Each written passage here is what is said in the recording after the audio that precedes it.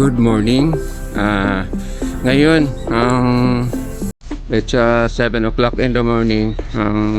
Ginawa ko, nagpotol ako ng yung tinitrim ko yung malaking puno ko ng acerola cherry or Barbados cherry. Kaya naisip ko na bumalik sa loob. Although nasimulan ko na mag-cut gamit yung malaking cutter, yung gunting at saka chainsaw na maliit na electric chainsaw. So naisip ko na videohan ko na lang. So ito yung nasimulaan ko na yung pagkakat ko ng acerola or Barbados cherry ko. Ang laki ng puno niya. It's I think that is 20 years old. It's a very big trunk na pakita ko sa inyo. So ito na yung nakat ko nga mga part ng mga trunk niya or mga sanga. Balik. Ayun po. So yung sorry for the interruption. Na baliktad yung chainsaw ko kaya naubos yung supply oil niya yung para sa chain niya para mag-lubricate. So yun ang ginamit ko, electric chainsaw. At ito yung nasimulaan ko na kanina. So pakita ko sa inyo yung marami itong bunga. At saka high in vitamin C ito. May kita dito. Nagtatago yung isang bunga. Yan. Ito ang fruit ng acerola cherry. At so naman mga yung mga hilaw pa. Yan. Ang dami nilang bunga. Nawala. Yun. Yun pa. Ito ang pinakahinog. At according to the study of this acerola cherry, is rich in vitamin C. So, ginagawa itong capsule or juice sa ibang bansa. So, nalapitan ko na. Hopefully, makita ako sa camera na minamount ko doon sa may layo na konti. Do, naubos yung langis ko. So, try ko na lang. Itong okay.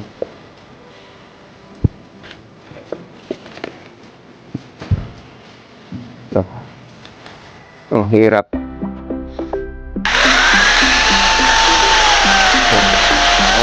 Kamalit. Ito pala.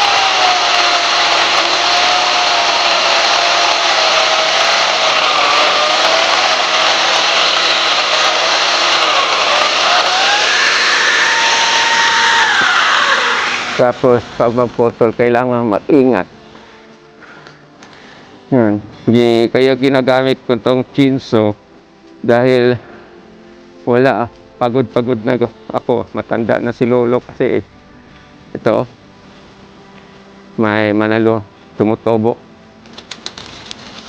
maliit na manalo. So dito naman ako sa likod, extension cord. Palapit ka dito.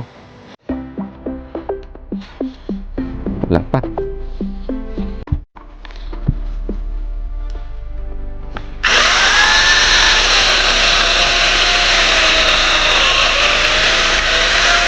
Pasensya na po kasi hindi kulang sa baid itong chainsaw kong ginagamit eh.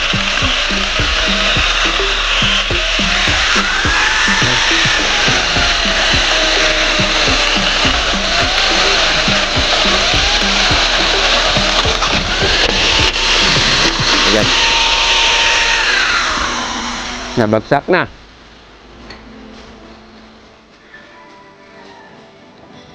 So, after lilinisin ko ito,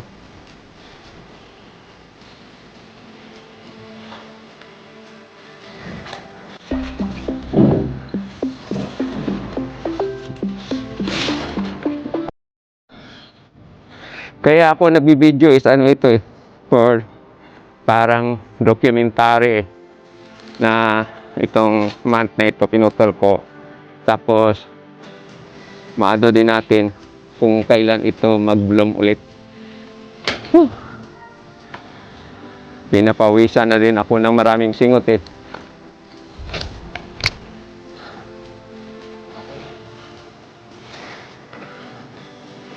So yan.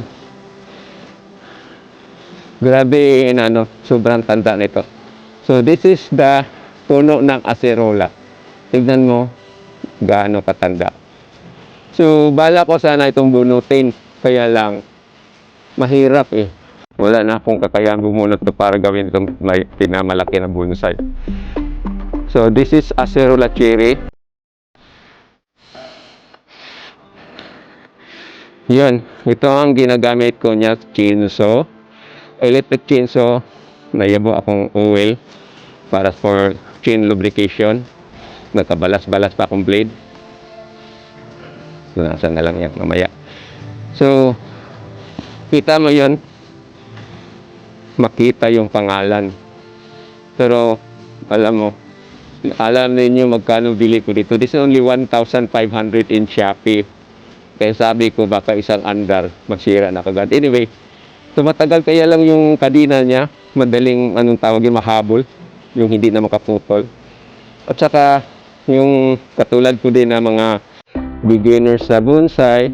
So bumili kayo ng ganitong klase na gunting.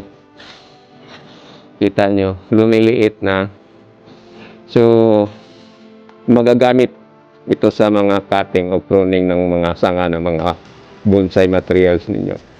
So ito na siya after how many hours of working it. Ito na, natapos ko na mailigpit yung mga sanga niyang naiwan kanina.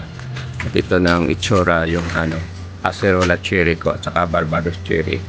So try ko lang i-markot itong mga malalaking sanga, sana magkaroon ito ng root. Gagamitan ko na siguro ito ng root hormones.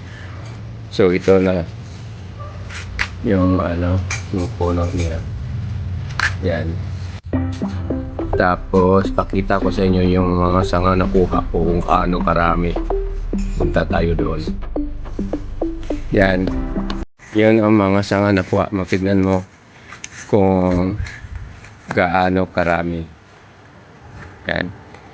Yan ang mga naputol ko sa aking Barbados cherry or acerola cherry. So kaya natagalan akong matapos, tapos nalimutan ko na mag-video.